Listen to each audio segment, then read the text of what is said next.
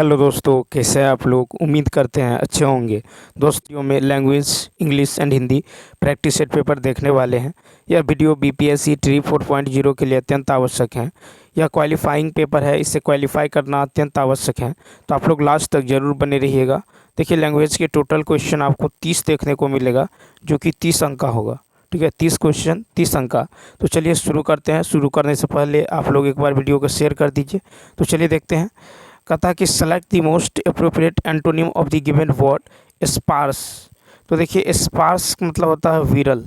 Sparse means क्या होता है, विरल होता है। तो इसका जो एंटोनिम हो जाएगा, ये हो जाएगा आपको DENSE। क्या होगा, DENSE, डेंस। उसके बाद देखिए वीक, WEAK, वीक मतलब होता है कमज़ोर। वीक मतलब क्या होता है, कमज़ोर। ठीक है। उसके बाद स्ट्रॉन्ग, STRONG, स्ट्रॉन्ग मतलब होता है मजबूत। स्ट्रॉन्ग मतलब क्या होता है, मजबूत। नेक्स्ट क्वेश्चन देखिए। नेक्स्ट क्वेश्चन की यदि बात करें तो नेक्स्ट है कि which word means nearly the same as happy. तो देखिए, हैप्पी मतलब होता है खुश। हैप्पी मतलब क्या होता है, खुश। तो इसका जो सिनोनिम हो जाएगा, ये हो जाएगा कंटेंट। क्या होगा, CONTENT। ठीक है, CONTENT, कंटेंट यानी सी ऑप्शन। कंटेंट मतलब होता है संतुष्ट। कंटेंट मतलब क्या होता है, संतुष्ट होता है। या फिर कंटेंट मतलब आप खुश कर सकते हैं। ठीक है, कंटेंट माने संतुष्ट, खुश। नेक्स्ट क्वेश्चन देखिए। क्वेश्चन नंबर 3 है कि choose the appropriate option to complete the sentence. The men are working, their dot dot are at home. तो देखिए 3 का जो राइट आंसर होगा बी ऑप्शन। ठीक है, क्या होगा, तो देखिए यहाँ पे MEN, मेन जो है प्लुरल है, इसलिए यहाँ पे WIVS को चुना जाएगा। ठीक है, तो होगा men are working, their wives are at home. यानी देखिए यहाँ पे है कि यह भी स्पष्ट है कि जब जो पुरुष लोग होता है काम पर बाहर निकलते हैं तो उनकी पत्नियाँ ही घरों में रहती हैं। ठीक है, तो यहाँ पे WIVS क्या होगा, राइट होगा। ठीक है, हस्बैंड मतलब क्या होता है, तो पति होता है। वाइफ मतलब क्या होता है, तो पत्नी होती है। ठीक है। उसके बाद देखिए next question number 4। Question number 4 है कि select sorry which is not available in bedroom. तो देखिए 4 का राइट आंसर होगा सी ऑप्शन, कार। तो देखिए car can not be available in bedroom. ठीक है, तो यहाँ पे कार जो होगा क्या होगा, राइट होगा। ठीक है। उसके बाद देखिए क्वेश्चन नंबर 5। क्वेश्चन नंबर 5 की बात करें तो कहता है कि select the correctly split word. 5 का होगा बी ऑप्शन। तो देखिए यहाँ पे हो जाएगा ASSEMBLY, ASSEMBLY, असेंबली। असेंबली मतलब होता है सभा। असेंबली मतलब क्या होता है, सभा होता है, जो कि करेक्ट है। ठीक है, तो बी ऑप्शन क्या होगा, राइट होगा। नेक्स्ट क्वेश्चन देखिए। क्वेश्चन नंबर 6 है कि ऑनेस्टी इज़ द बेस्ट। तो honesty is the best policy. तो यहाँ पे ए ऑप्शन क्या होगा, राइट होगा। ठीक है, honesty is the best policy. Next question देखिए 7 की यदि बात करें तो यहाँ पे देखिए थिंग मतलब होता है वस्तु। ठीक है, वर्ड मतलब होता है शब्द। ठीक है। नेक्स्ट देखिए, नेक्स्ट है कि select the appropriate preposition. He is angry dot dot dot, he is angry dot dot मी। तो देखिए 7 का होगा ए ऑप्शन। क्या होगा, ए ऑप्शन, यानी एंग्री विद मी। ठीक है, एंग्री विद मी। तो यहाँ पे ए जो है राइट होगा। नेक्स्ट क्वेश्चन की यदि बात करें, क्वेश्चन नंबर 8 देखिए। क्वेश्चन नंबर 8 है कि fill in the blanks, this is dot dot umbrella. तो देखिए 8 में हो जाएगा this is an umbrella, B option. क्या होगा, अम्ब्रेला। देखिए अम्ब्रेला, तो यहाँ पे देखिए वॉवेल साउंड से शुरू हो रहा है। ठीक है, तो इसीलिए यहाँ पे क्या लग जाएगा, एन लग जाएगा। अम्ब्रेला में देखिए ये वॉवेल साउंड से शुरू होता है, इसलिए यहाँ पे एन लग जाएगा। ठीक है।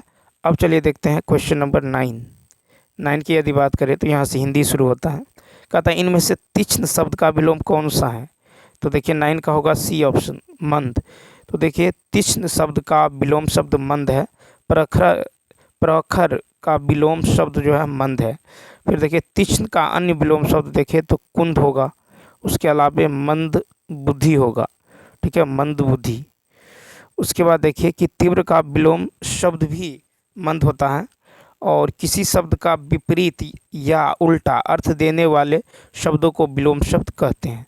नेक्स्ट को देखिए, फिर है कि संज्ञा के जिस रूप से पुरुष तत्व या अस्तित्व का बोध होता है उसे खाली स्थान कहते हैं। तो 10 का होगा सी ऑप्शन, लिंग। तो संज्ञा के जिस रूप से पुरुष या अस्तित्व का बोध होता है उसे लिंग कहते हैं। हिंदी व्याकरण में लिंग जो है हिंदी व्याकरण में लिंग के दो भेद होता है, एक तो पुल्लिंग, ठीक है, एक होता है पुल्लिंग और दूसरा होता है स्त्रीलिंग। क्या होता है? तो स्त्रीलिंग, ठीक है। उसके बाद देखिए कि जिस संज्ञा या सर्वनाम से पुरुष जाति का बोध होता है उसे पुल्लिंग कहते हैं, और जिस संज्ञा या सर्वनाम से स्त्री जाति का बोध होता है उसे स्त्रीलिंग कहते हैं। नेक्स्ट है कि इनमें से कौन सा शब्द सूर्य का पर्यायवाची है? तो 11 का होगा डी ऑप्शन। तो देखिए विकल्पों में से दिवाकर तथा आदित्य शब्द सूर्य का पर्यायवाची हैं। दिवाकर और आदित्य जो है सूर्य का पर्यायवाची है। सूर्य का अन्य पर्यायवाची शब्द है सूरज, रवि, दिनकर, दिवाकर, प्रभाकर, भास्कर, अंशुमान आदि। मारुति का पर्यायवाची शब्द है हनुमान, भीम, भीमसेन, भयंकर, महाकाव्य, भयानक, भीषण, पवनसुत आदि। हुतासन का पर्यायवाची शब्द है वैश्वानर, ठीक है। उसके बाद है सूची, ज्वाला, आग, अग्नि, अनल, पावक, दहन, धूमकेतु, ज्वलन आदि। नेक्स्ट देखिए, कहता 3 बेर खाती थी वे 3 बेर खाती है में कौन सा अलंकार है? तो 12 का जो राइट आंसर होगा सी ऑप्शन। क्या होगा? सी ऑप्शन, यमक अलंकार। तो 3 बेर खाती थी वे 3 बेर खाती हैं में यमक अलंकार है। तो जहाँ एक शब्द की आवृत्ति 2 या 2 से अधिक बार होती हैं परंतु उनके अर्थ अलग अलग होते हैं वहाँ यमक अलंकार होता है। 3 बेर खाती वो 3 बेर खाती हैं, यह जो है भूषण का सिवा बावनी में लिखी है। यहाँ बेर का प्रयोग 2 बार हुआ है पर भिन्न भिन्न अर्थों में, जो है वक्त और फल के अर्थ में, ठीक है। नेक्स्ट क्वेश्चन देखिए, क्वेश्चन नंबर 13 है कि बाग बाग होना मुहावरे का अर्थ कौन सा है? 13 का सी ऑप्शन, अति प्रसन्न होना। बाग बाग होना मुहावरे का अर्थ है अति प्रसन्न होना। ओट बिचकाना मुहावरे का अर्थ है घृणा प्रकट करना। ऐंठ निकालना मुहावरे का अर्थ है घमंड चूर होना। ओठ चिपकना मुहावरे का अर्थ है खूब जो है मोटा होना। नेक्स्ट क्वेश्चन देखिए 14 नंबर। नेक्स्ट क्वेश्चन की यदि बात करें तो नेक्स्ट है कि गुरुजी योग सिखाएंगे, इस वाक्य में क्रिया किस काल का बोध करा रही है? तो होगा बी ऑप्शन, सामान्य भविष्य। तो गुरुजी योग सिखाएंगे, इस वाक्य में क्रिया सामान्य भविष्य काल का बोध करा रही है। क्रिया के जिस रूप से क्रिया के सामान्य रूप से भविष्य में होने का पता चले उसे सामान्य भविष्य काल कहते हैं, ठीक है। भविष्य काल के 3 भेद हैं। पहला सामान्य भविष्य काल, संभाव्य भविष्य काल और हेतु मध्य भविष्य काल। नेक्स्ट 15 है, इनमें से जो है पुल्लिंग शब्द कौन सा है? तो देखिए 15 का इनमें से पुल्लिंग शब्द कौन सा है? तो सी ऑप्शन। तो देखिए जो है कोश शब्द जो है पुल्लिंग है। पुल्लिंग शब्द होते हैं धातु जो है अन्य, माह, दिवस, तारे, ग्रह, रत्न, देश, शहर, पहाड़, वृक्ष आदि का नाम, ठीक है। अपवाद में पृथ्वी, चांदी, मूंग, अरहर, दाल, इमली, काशी, मथुरा, अयोध्या आदि स्त्रीलिंग शब्द है।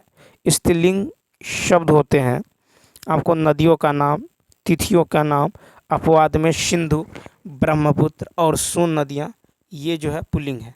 क्या है? तो ये जो है आपको पुल्लिंग है। उसके बाद देखिए 16 कहता धुआं सा मुँह होना मुहावरे का अर्थ, तो बी ऑप्शन, लज्जित होना, ठीक है। धुआं सा मुँह होना मुहावरे का अर्थ है लज्जित होना। धूल फाँकना मुहावरे का अर्थ है मारे मारे फिरना, ठीक है। धून सवार होना मुहावरे का अर्थ है किसी बात से पीछे पड़ना, ठीक है। धत्ता बताना मुहावरे का अर्थ है चालाकी से टाल देना, ठीक है। उसके बाद है धोती ढीली होना मुहावरे का अर्थ है घबरा जाना। नेक्स्ट क्वेश्चन की यदि बात करें तो देखिए 17 है कि मुझे छोटी बच्ची के लिए कुछ नए कपड़े खरीदने हैं, वाक्य में कौन सा शब्द करता है? 17 का बी, मुझे। तो देखिए मुझे छोटी बच्ची के लिए कुछ नए कपड़े खरीदने हैं, वाक्य में कर्ता जो है शब्द मुझे है। कोई भी वाक्य जिसमें कार्य करने वाले का पता चलता है उन्हें कर्ता कारक कहा जाता है। कर्ता कारक में विभक्ति चिन्ह के रूप में ने का प्रयोग होता है। कारक जो है सूचित करने के लिए संज्ञा अथवा सर्वनाम के साथ जो प्रत्यय लगाया जाता है उसे विभक्ति कहते हैं। नेक्स्ट 18 नंबर देखिए। 18 है कि अलंकार शब्द में कौन सा उपसर्ग है? बी ऑप्शन अल। तो अलंकार में अल उपसर्ग है। ठीक। उर्दू उपसर्ग है अल, एन, कम, खुश, गैर, दर, ना, फिल, बी, ब, बद, बर, बा, बिल। ठीक है। बेला, शर, हम, हर आदि ये सब जो है उर्दू उपसर्ग है। अल का अर्थ जो है निश्चित होता है। अल उपसर्ग का उदाहरण है अलगरज। ठीक है। अलबत्ता, अलबत्ता। ठीक है। नेक्स्ट क्वेश्चन देखिए 19 है कि मेरी गोद में बिल्ली है। इस वाक्य में कौन सा कारक है? 19 का होगा ई ऑप्शन। मेरी गोद में बिल्ली है इस वाक्य में अधिकरण कारक है। ठीक है। जैसे देखिए कारक और विभक्तियाँ। कर्ता ने कर्म को करण से या द्वारा, संप्रदान को के लिए, हेतु, निर्मित, वास्ते, अपादान से, संबंध का, के, की, रारे, री, नाने, नी और अधिकरण में, भीतर, पर, पे, पर, संबोधन हे, अजी, अहो, अरे। ठीक है। तो होता है कर्ता ने कर्म को करण से, संप्रदान को के लिए, अपादान से, संबंध का, के, की, अधिकरण में, पर, संबोधन हे, अजी, अहो, अरे। नेक्स्ट है लड़ाकू शब्द में कौन सा प्रत्यय है? तो देखिए लड़ाकू शब्द में आकू प्रत्यय। लड़ाकू शब्द में आकू यानी ए ऑप्शन। ठीक है। आकू प्रत्यय से बना शब्द है अराकू। ठीक है। अराकू, उसके बाद है उराकू, अराकू, उराकू, पढ़ाकू। ठीक है। पढ़ाकू इत्यादि। अंकु से, अंकु प्रत्यय से बना है उरंकू, उडंकू। ठीक है। आक प्रत्यय से बना शब्द है तैराक, तैराक। ठीक है। पैराक, तैराक, पैराक। वैया प्रत्यय से बना शब्द है गवैया। क्या है? गवैया। उसके बाद है खिरैया। नेक्स्ट 21 देखिए अर्ध विराम चिन्ह कौन सा है? तो 21 का ए ऑप्शन। अर्ध विराम चिन्ह जो है ऐसे होता है। ठीक है। अब देखिए वितरण चिन्ह, वितरण का चिन्ह इस तरह से होता है आपको वितरण। ठीक है। वितरण का जो चिन्ह होगा ये होता है वितरण चिन्ह। ठीक है। वितरण चिन्ह। उसके बाद देखिए उप विराम जो होता है, उप विराम।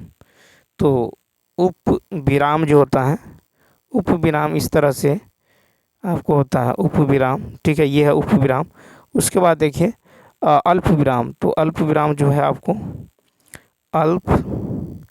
अल्प विराम का चिन्ह जो होता है ये आपको इस तरह से होता है। ठीक है। नेक्स्ट क्वेश्चन देखिए 22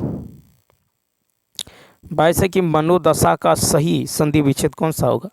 तो मनोदशा का सही संधि विच्छेद होगा मनः जोड़ दशा, मनः जोड़ दशा यानी बी ऑप्शन। फिर है दुर्दशा का संधि विच्छेद होगा दुह जोड़ दशा, दुर्दशा। निह सार का होगा निह जोड़ सार, निह जोड़ सार। ठीक है। निष्कपट का क्या होगा?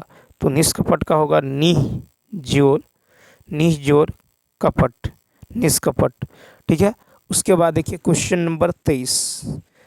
क्वेश्चन नंबर 23 की यदि बात करें तो 23 है कि मैं आपके विचारों से अंशतः सहमत हूँ। इस वाक्य में किस प्रकार के क्रिया विशेषण का प्रयोग हुआ है? तो इसका बी परिमाणवाचक।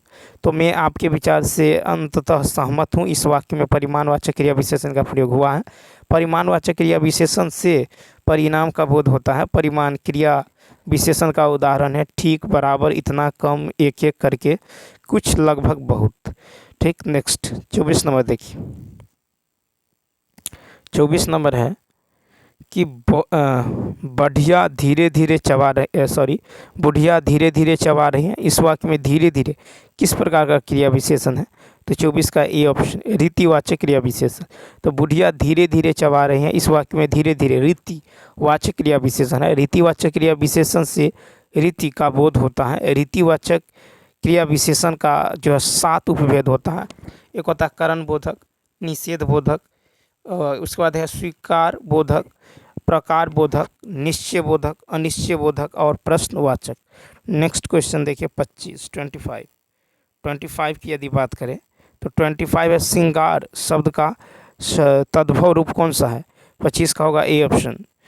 तो देखिए श्रृंगार शब्द का तद्भव रूप है दंत सहर्षिकार उपसर्ग गा गा कर गा आ रहा। ठीक है, श्रृंगार जो है तत्सम शब्द है। ठीक है, श्रृंगार जो है ये तत्सम शब्द है। ठीक है, तत्सम शब्द है। उसके बाद देखिए रसों का राजा श्रृंगार रस को कहा जाता है।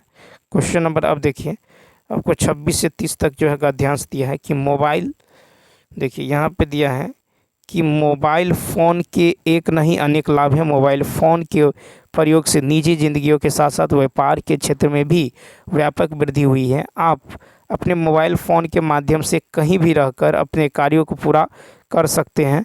इसे हर समय अपने साथ रख पाने के कारण आप हर समय लोगों के संपर्क में रहते हैं। मोबाइल फ़ोन के अनेक लाभों के साथ साथ कुछ हानियाँ, देखिए कुछ हानियाँ भी हैं। जहाँ यह सुखद है वहीं दुखद भी है। जैसे आप कभी सो रहे हैं या खाना खा रहे हैं, उसी समय फ़ोन आ जाए तो काफ़ी बुरा लगता है। आप ड्राइविंग कर रहे हैं और फ़ोन आ जाए तो काफ़ी परेशानी होती है। आप यदि कुछ समय एकांत में बिताना चाहते हैं तो भी मोबाइल फ़ोन उसमें खलल डाल सकता है। कई बार तो आप बहुत व्यस्त होते हैं और मोबाइल फ़ोन के कारण जो है व्यवधान पड़ जाता है। अर्थात मोबाइल फ़ोन का हर वक्त साथ रहना जहां लाभकारी है वहीं परेशानियों का कारण भी बन जाता है। लेकिन हर सिक्के के दो पहलू होते हैं। अगर हमें मोबाइल फ़ोन के लाभ उठाने हैं तो कुछ परेशानियों को भी उठानी ही पड़ेगी। वैसे मोबाइल फ़ोन के प्रयोग से लाभ ही अधिक हैं, बस हमें इसके प्रयोग में कुछ जो है सावधानियां अवश्य बरतनी चाहिए। अब 26 देखिए क्वेश्चन है कि कार्य के संदर्भ में मोबाइल फ़ोन की उपयोगिता।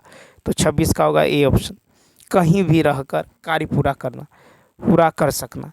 तो देखिए कार्य के संदर्भ में मोबाइल फ़ोन की उपयोगिता है कि कहीं भी रहकर कार्य पूर्ण कर सकना। मोबाइल फ़ोन के प्रयोग से मानव जीवन में क्रांतिकारी परिवर्तन आया है। मोबाइल फ़ोन के प्रयोग से सकारात्मक और नकारात्मक दोनों प्रकार का प्रभाव पड़ा है। मोबाइल फ़ोन की सकारात्मक पक्ष पर बल देना चाहिए। ठीक, नेक्स्ट क्वेश्चन है कि व्यस्तता की स्थिति में मोबाइल फ़ोन के कारण क्या हो जाता है? तो 27 का सी ऑप्शन, व्यवधान उत्पन्न हो जाता है। तो व्यस्तता की स्थिति में मोबाइल फ़ोन के कारण व्यवधान उत्पन्न हो जाता है। मोबाइल फ़ोन पर जो है हर वक्त लाभकारी नहीं होता है। किसी कार्यों में व्यस्तता या चिंतन में ध्यान मग्न होने की स्थिति में मोबाइल फ़ोन व्यवधान डालता है। मोबाइल फ़ोन के द्वारा समय और संसाधनों की भारी बचत होती है। 28 है मोबाइल फ़ोन जहां सुखद है वहीं, तो 28 का सी ऑप्शन दुखद भी है। मोबाइल फ़ोन जहां सुखद है वहीं दुखद भी है। जब सोई अवस्था में हो या कोई अत्यंत ज़रूरी कार्यों में व्यस्त हो, उस स्थिति में मोबाइल का प्रयोग दुखद होता है। जब हम ड्राइविंग कर रहे होते हैं उस समय मोबाइल फ़ोन का प्रयोग खतरनाक हो सकता है। नेक्स्ट, मोबाइल फ़ोन के प्रयोग में सावधानी बरतने से क्या होगा? तो 29 का ए ऑप्शन, लाभ। मोबाइल फ़ोन के प्रयोग से सावधानी बरतने से लाभ होगा। मोबाइल का बुद्धिमत्ता पूर्वक प्रयोग करने से हम लाभ उठा सकते हैं। मोबाइल का उचित ढंग से प्रयोग करने से कार्यकुशलता, समय प्रबंधन और संसाधनों का सकारात्मक जो है प्रभाव पड़ता है। 30 नंबर है कि गद्यांश का उचित शीर्षक होगा, तो बी ऑप्शन। तो देखिए गद्यांश का उचित शीर्षक होगा मोबाइल फ़ोन, कि बी ऑप्शन क्या होगा, मोबाइल फ़ोन। तो चलिए दोस्तों, इसके अलावा यदि आप जीके जीएस, ठीक है, मैथ साइंस का प्रैक्टिस सेट पेपर देखना चाहते हैं तो आप प्लेलिस्ट के जरिए देख सकते हैं। बल्कि आज जो है आप लोग जीके जीएस अवश्य देखिएगा। तो चलिए दोस्तों, इस वीडियो में इतना ही। यदि यह वीडियो अच्छा लगा हो तो लाइक, शेयर और सब्सक्राइब करना ना भूलें। साथ ही साथ कमेंट करके बताइए यह वीडियो आपको कैसा लगा। तो चलिए मिलते हैं नेक्स्ट वीडियो में। Thanks for watching.